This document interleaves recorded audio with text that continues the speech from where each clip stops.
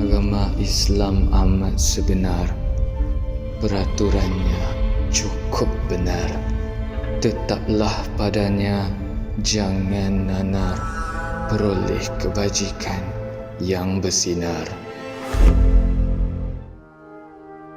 Kuala Lumpur, a busy metropolitan that have a history that can be dated back around 200 years ago. Kuala Lumpur means muddy confluence, and in Malay, the word Kuala is the point where two rivers join together, and Lumpur simply means mud. At the heart lies one of the earliest mosques built in Malaysia, Masjid Jamek Sultan Abdul. This is in the hot spot, is in the 0 mile, maknanya if you want to measure batu berapa, it is from here. So this is the heart of KL.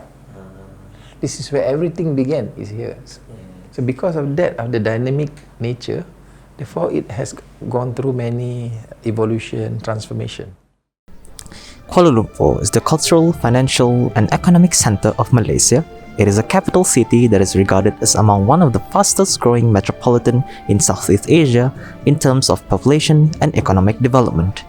Being the 6th most visited city worldwide in 2019, this world-renowned concrete jungle have a rich history behind its majestic developing grounds from the tale of the Mandeling merchant Sultan Puasa. In the year 1830, Sultan Puasa joined a Mandeling travelers group and sailed to Selangor in hopes of seeking refuge from a religious conflict in their homeland. Ke Kuala Lumpur, identify Sultan Puasa tu atau Sultan Puasa, orang Mandeling, Lombong Bijih, bukan Lombong lah, mendulang bijih kat sungai-sungai.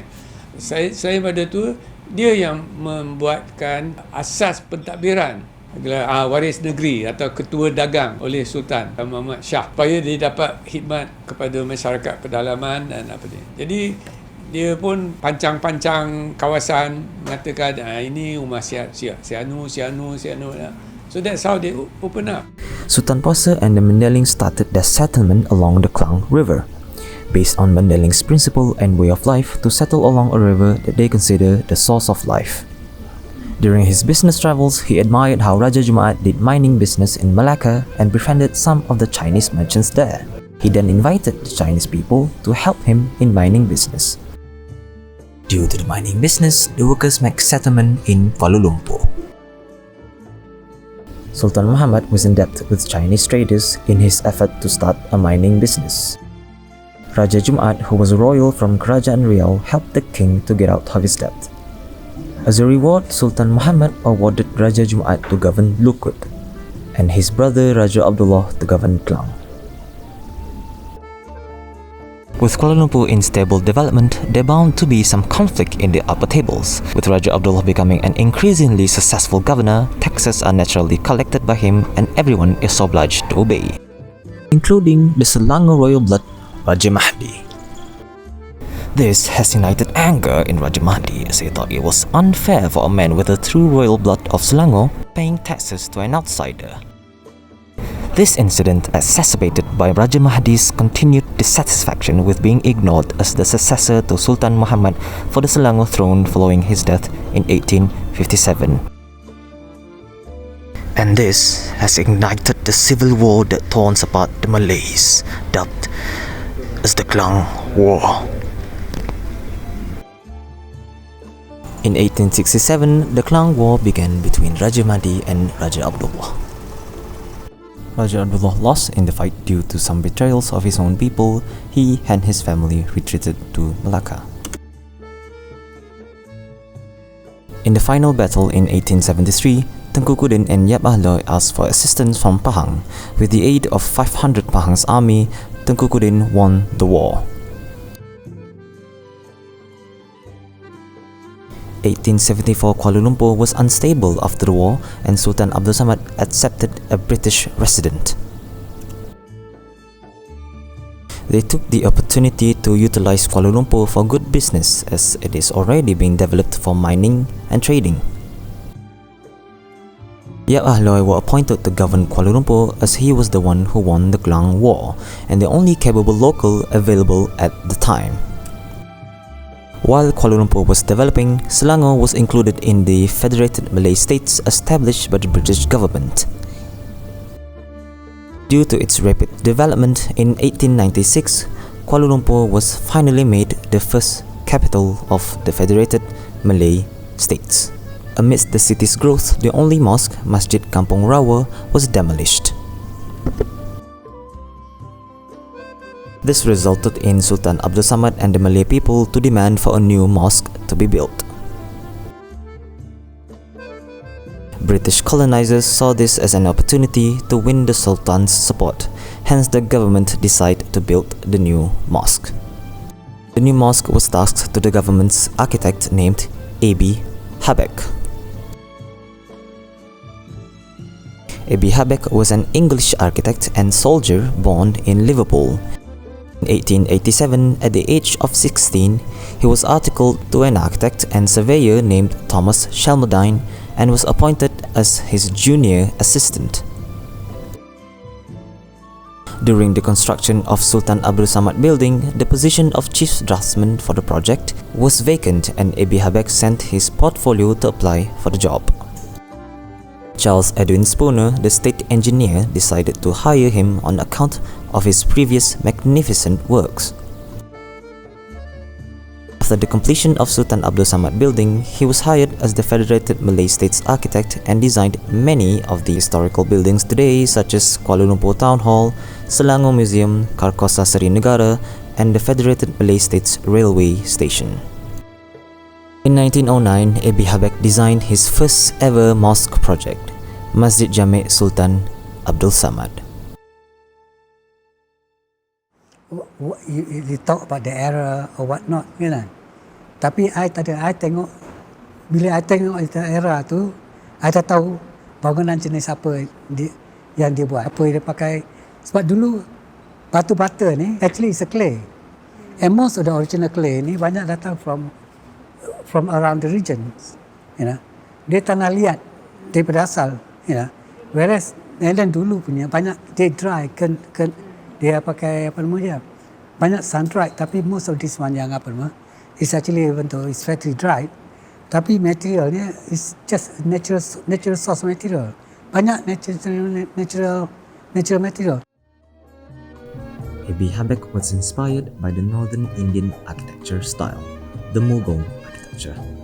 The North Indian style is different from other styles due to the use of small and large onion domes, chhatris, the tall domed canopies, cinquefoil, and horseshoe arches. A.B. Habeck had borrowed inspiration from Mughal architecture to give a new picture to the Islamic faith of the Malays. The minaret is one of every masjid's basic element. Back then, it was a space where the muazzin would perform the prayer call or the azan to call Muslims for congregational prayer in the masjid. At Masjid Jamek Sultan Abdul Samad, the minaret has three parts, which are the base, shaft, and balcony. The minaret stands on its base and there is a spiral staircase that constructed with the minaret as a structural support in the shaft leading to the balcony upstairs. The balcony is surrounded by balustrades and columns that supports the dome. The two minarets located in front of the masjid are original structures from 1909. The gallery or balcony area at the topmost part has 8 column chhatris. Chhatris are elevated dome-shaped towers and is one of the important elements of Mughal architecture.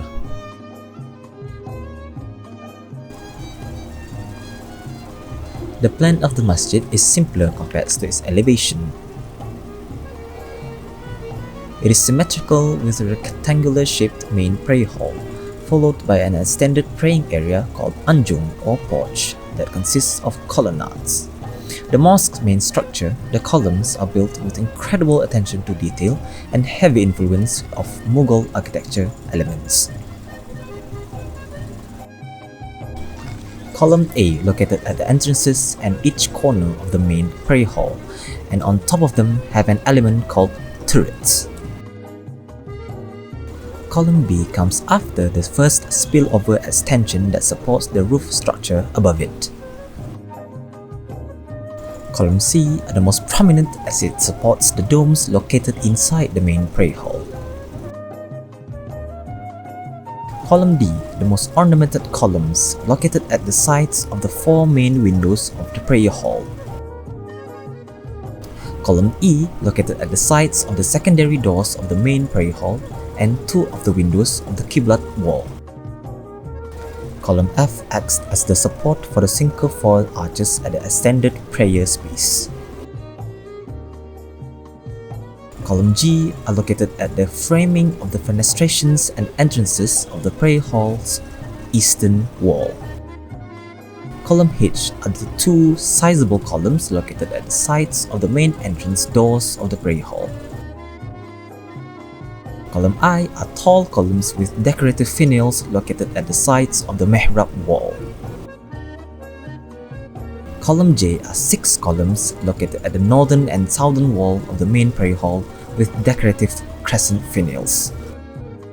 With a total of 10 unique types of columns, undoubtedly Masjid Jamek Sultan Abdul Samad is an intricately designed mosque with rich architectural elements.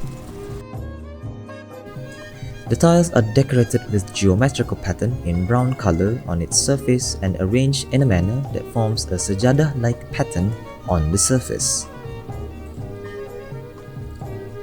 These tiles are located in the main prayer hall, while the extended prayer halls are made out of concrete and finished with marble tiles. However, the tiles in the main prayer hall are covered with a plain green carpet. After the conservation project, the carpet is replaced with a new design and color. The new carpet is installed in 2014 during the conservation process. The new design of the carpet introduced a floral pattern and colored in purple. There are 3 types of arches, which are the cinquefoil arch, keyhole arch, and horseshoe arch. The influence of Mughal architecture can be seen in the original design of the masjid, which is the abundant usage of cinquefoil arches and horseshoe arches. The keyhole arches are introduced later after the extension was done. All arches used in the masjid are made up of lime, concrete, and brick. The exterior of the masjid is rendered with cinquefoil arches that creates the sense of harmony towards the masjid. The horseshoe arch used at the entrance of the prayer hall of Masjid Jamek Sultan Abdul Samad creates a sense of welcoming to the visitors. One of the most prominent architectural elements of the mosque are the windows and the doors. Originally in 1909, the door is made out of timber with stained glass with Islamic geometrical pattern that is similar to the windows design. The placement of the original doors was offset from the arches that segregates the main prayer hall from the external spaces. However, the door is then replaced with a new design that have an Islamic geometrical pattern carving.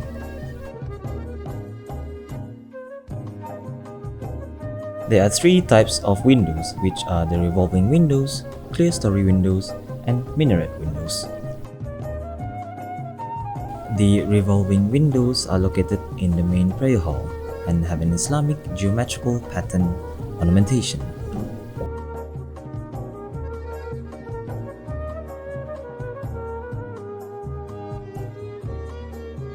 The clerestory windows are shaped of round keyhole arch, while the minaret windows are shaped of pointed keyhole arch.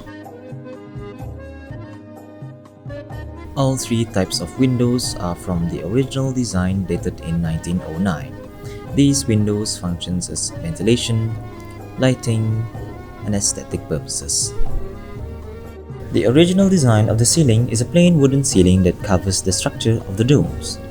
Thus, there are no decorative elements and ornamentation elements on the ceiling in the early days of Masjid Jamek Sultan Abdul Samad. Battlement or crenellation is the top part of an exterior wall or a parapet that was used for defensive purposes. Battlement is simply an open space parapet for castle protectors to fire weapons, and it is common among European medieval architecture. Later, it is used for decoration purposes only. The battlement's higher part are called merlons, and the notch gaps are called crenelles or embrasures. The battlement of Masjid Jamek Sultan Abdul is inspired from the pattern of fleur-de-lis or flower of the lily. So the area for the minbar is only about 1 meter by 1.1 meter. So the minbar, this is a square like this. So we cut this, so we have another piece that looks like this, right? So there is like that. So this is the part of the rostrum. It's a nyatuh wood, nyatuh species, which is very friendly and easy to work with, and the grain is beautiful. Very popular wood for furniture.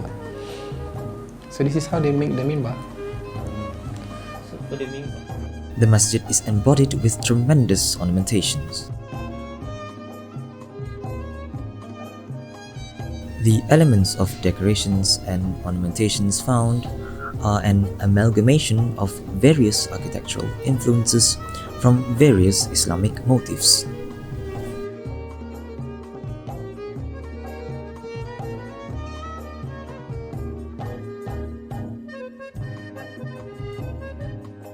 There are also Islamic Northern India influences, and among them are floral patterns and geometrical patterns.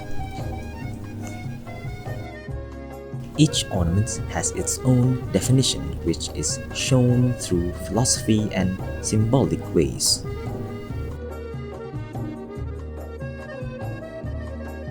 Study on these embellishments and ornamentation of the masjid emphasize on components such as the ceilings, battlement, and gate that are devoted to the uniqueness and aesthetics of the masjid, and the decorative elements are further explained from the interiors to the exteriors. Masjid Jamek Sultan Abdul was mainly constructed with lime concrete and brick. Strip foundation is used for the substructure, the foundation of the masjid. Arranged in rectangular shaped form and raised up to 1.3 meters as a strip wall. Infilled with earthwork and concrete is laid. The level of the floor slab at spillover and main prayer hall is 1.3 meters with thickness of 150 millimeters, finished with Royal Doulton glazed ceramic tiles 8 millimeters thick. Concrete slab to strengthen the structure. Arranged according to the symmetrical form of the main prayer hall. 34 primary columns of brick and lime concrete to support the whole structure. 26 of secondary columns made of lime concrete to provide more support. 24 polygonal concrete columns at the main prayer hall to support the load of the domes, 8 columns for each dome. Walls are brick masonry, functions as load-bearing structure. The walls are finished with 16 millimeters thick white plaster cement. The thickness of the wall is 150 millimeters, except for the mihrab, 270 millimeters thick. 3 doors are only at the eastern wall of the main prayer hall, and windows at each sides. Materials are wood framing with colored stained glass. Upon completion, there are 4 doors and 24 windows at the main prayer hall. The main dome is constructed in the middle of the main prayer hall, and the secondary domes on its sides. Timber structure are constructed above the projector wall from column type C as the dome framework for in situ construction. Metal sheeting are layered into the framing of the domes, and malthoid roofing as finishes. Zinc roofing added on top of the wall surrounding the spillover area. 14 turrets are constructed using concrete on top of each primary columns with decorative finials. Metal roofing is constructed as the flat roof of the spillover prayer area. Masjid Jamek Sultan Abdul is a significant building in Kuala Lumpur as it features the Muslim community's belief. Located strategically at the confluence of Klang River and Gombak River, not only allowing access for the Malays that lived alongside the river, it is also a prominent building for Malaysia as it marks the revolution of masjid design in Malaysia.